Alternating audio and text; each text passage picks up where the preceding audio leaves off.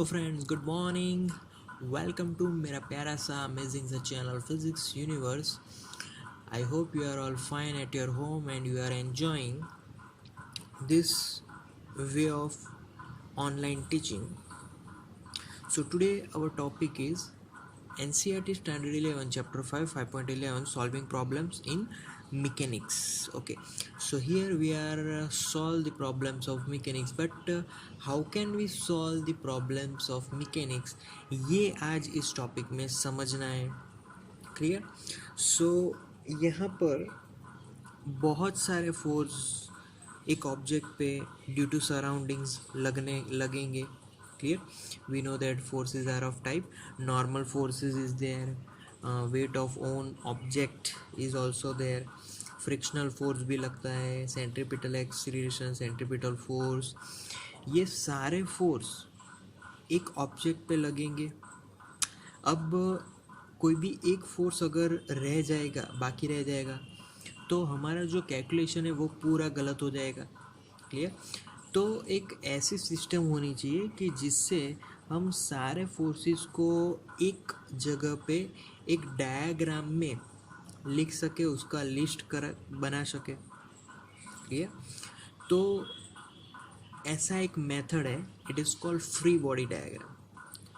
So here we are discussing about the free body diagram. Why free body diagram? Because it helps to solve the motion, solve the calculation about the forces. Clear? तो free body diagram में first point वो हमें समझना है कि take object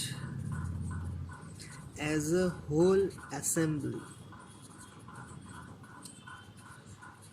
object को हमें कुछ इस मतलब कि सपोज कि एक सिस्टम है, सिस्टम में बहुत सारे ऑब्जेक्ट हो सकते हैं और उस ऑब्जेक्ट को एक पूरे एक असेंबली की तरह से हमें लेना है, उस पर ध्यान देना है, उस पर फोर्सेस के बारे में लिस्ट आउट करना है। Clear? Okay, now second, draw the diagram of whole system.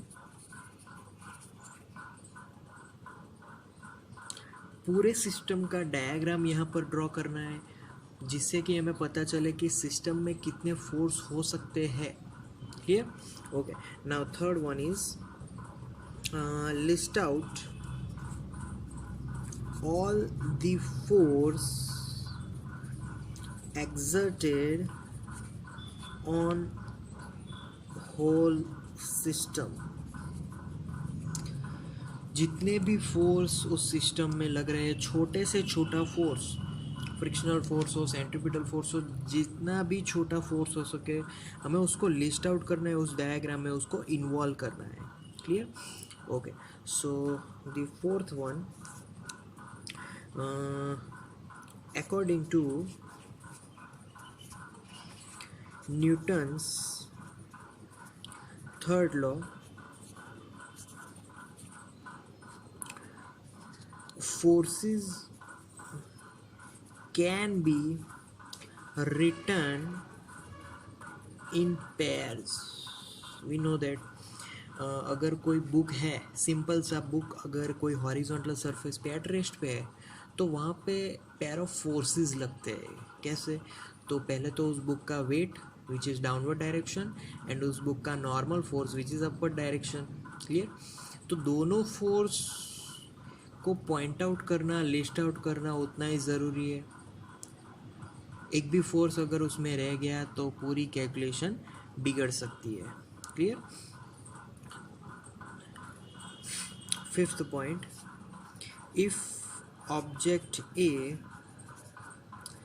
apply force on B, same force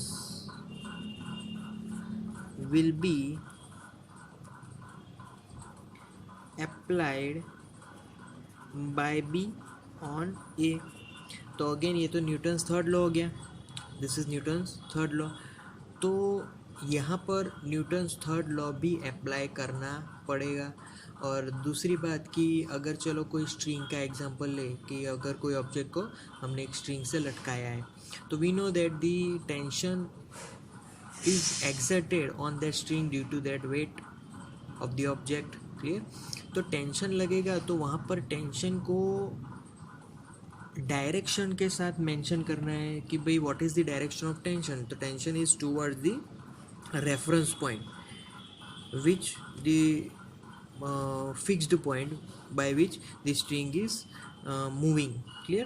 तो string pivoted होगा वहाँ पे, तो tension is always towards the that fixed point।